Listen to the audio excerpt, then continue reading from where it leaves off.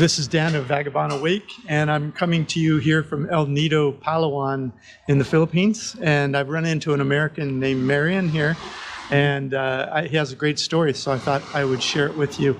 Welcome to the channel, 𝗥𝗵𝗲𝗡, Marian. Thank you. So, Marian, what's your home country, and what year did you start coming to El Nido?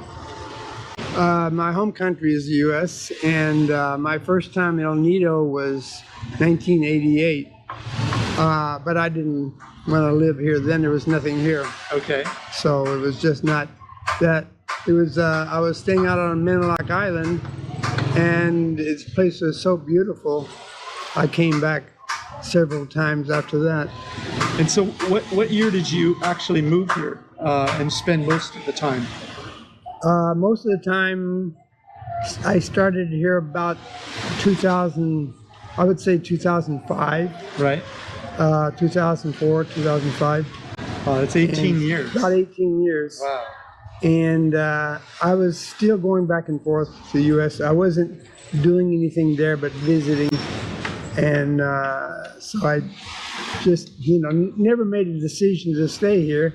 And I used to wonder why I came here, but I figured out a couple of years ago that it was the lifestyle here that's for me. I see. That's why I hit. What part of the U.S. are you from? Well, I'm from Kentucky originally. Right. But I went to school in Massachusetts, and I worked in California, retired in Florida for a while. Well, you're a well-traveled, not just in the world, but also the U.S. Well, I'm not very well traveled in the world, actually, but not as much as my wife. She's traveled more than I have, actually. Okay. Maybe not as many times as I have, but she's traveled a lot further and more. And so you're married now. Did you meet your wife right away 18 years ago when you moved here, or later on? I met my wife about more than 18 years ago. 2002, I think it was. Okay. Or 3. Wow. And we were staying in the same place in 𝗏𝐾𝐑, and we were kind of pushed together, really. I didn't want to go with her, and she didn't want to go with me at first, Right. But we had dinner with friends and stuff. And can I ask how old you are and how old your wife is? I'm 75, and my wife is 43. Okay. And so 18 years ago, she was in her 20s when you met her. Yeah. Anyhow, so when I started coming here more was when I had a friend here that owned the Shipwreck Restaurant and Bar. Okay. And she was tired of the place. She wanted to get out. So she asked me to take over for a while. And I remember my first cook there. I jumped at it, actually. And I first cooked there. I never had one repeat customer. So I asked Jing, my wife, if she would come and help me, and she did. And I asked her if she could cook any of the food on the menu. She says, I can cook it all. And she did. And she did very well. And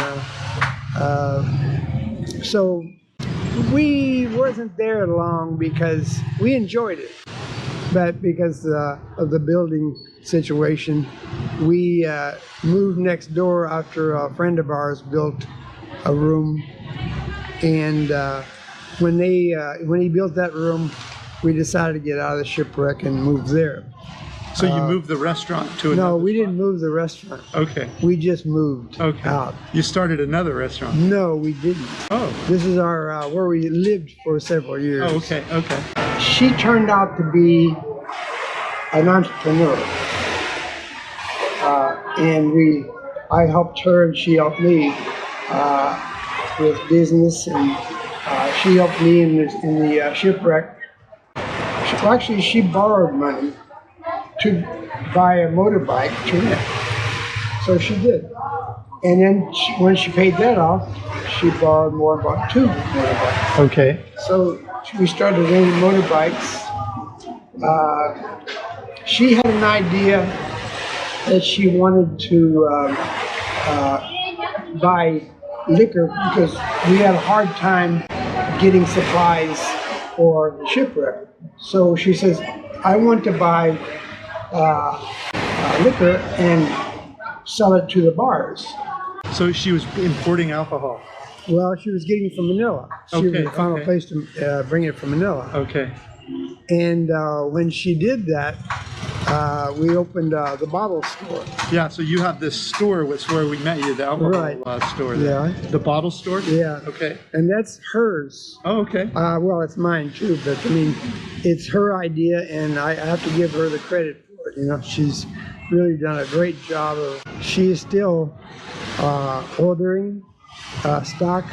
She's still involved quite a bit in things going on here. Right. And so, and she's the one that actually, she's the one that got our building started, you know, and got involved in that. I mean, I was there helping, but she was the one that instigated it. Okay. So she's an entrepreneur. She's, you know, in between the bottle store, she was renting motorbikes, and of course I was renting bicycles for a while. And so she just kept up, you know. Yeah, yeah. And she was quite an athlete then also. Was she riding with you? Yeah. Yeah. She would ride with me everywhere. And she was very good at it. Right. She was a little bit competitive with me, but it's okay. I didn't mind. Yeah, it's a great way to stay healthy, riding bicycles. Oh, yeah. So what's your advice before you got married, you know, about dating? Any advice, things you wish you knew about dating Filipinos that you would want to share?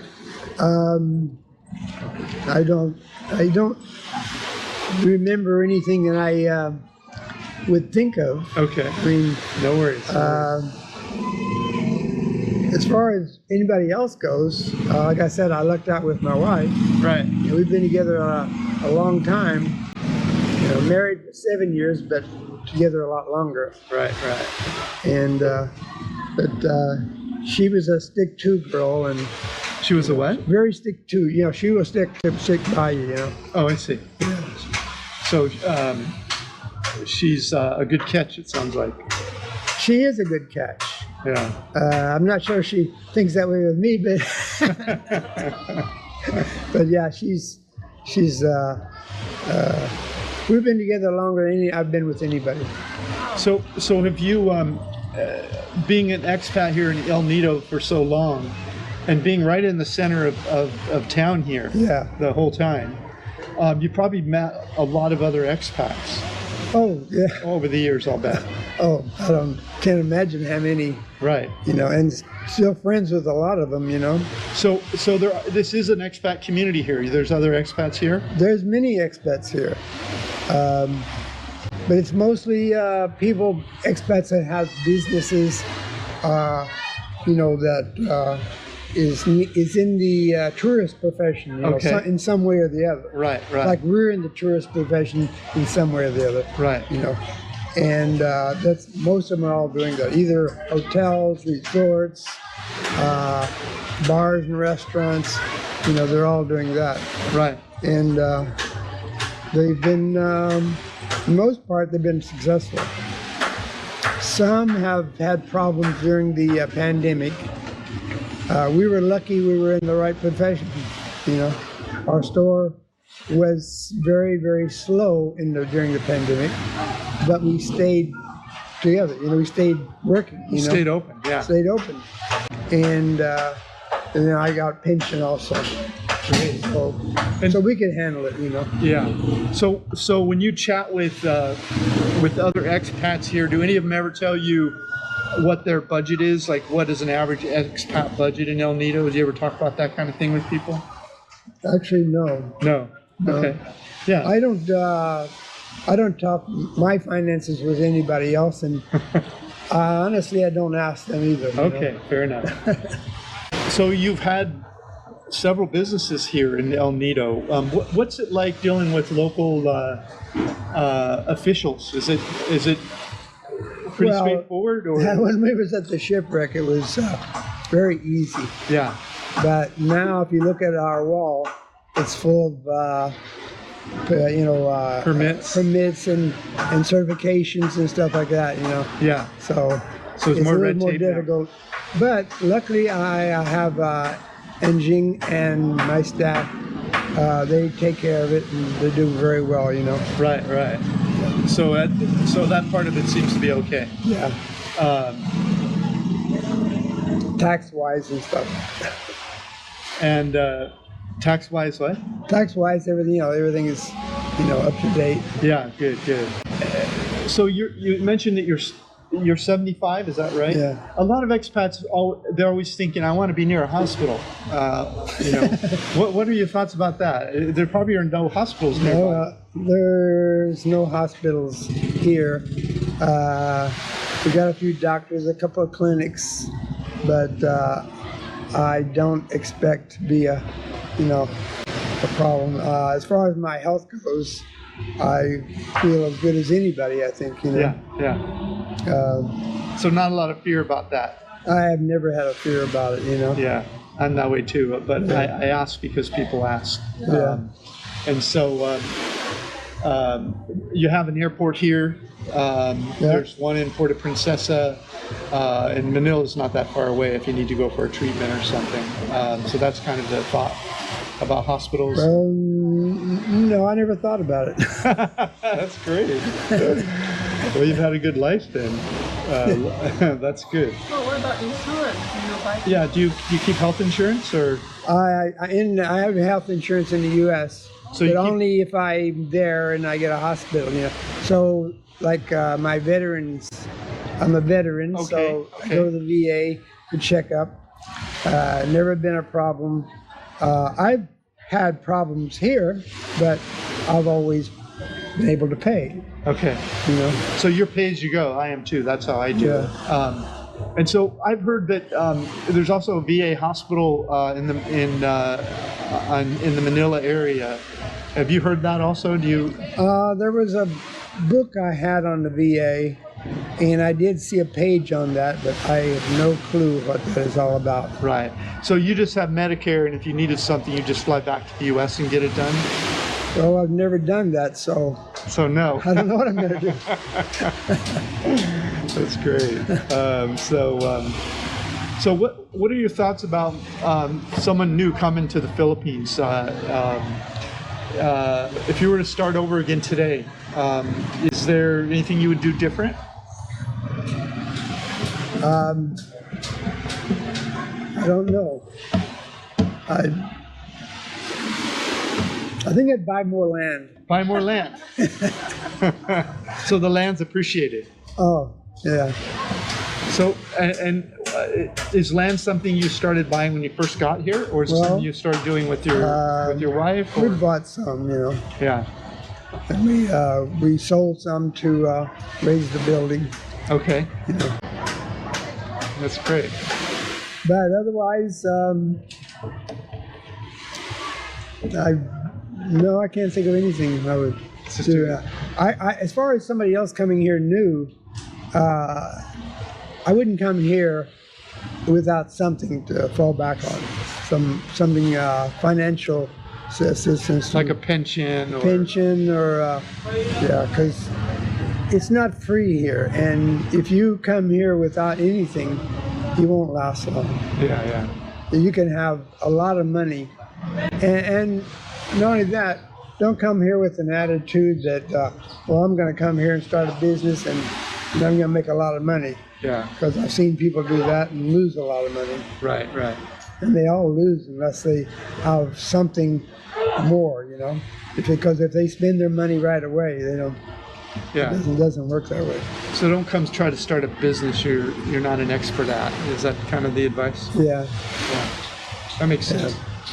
This, I think El Nido is one of the most beautiful places I've ever been in the world, and just so you guys can see where we are right now. Look at that. Isn't that amazing? It's a beautiful place.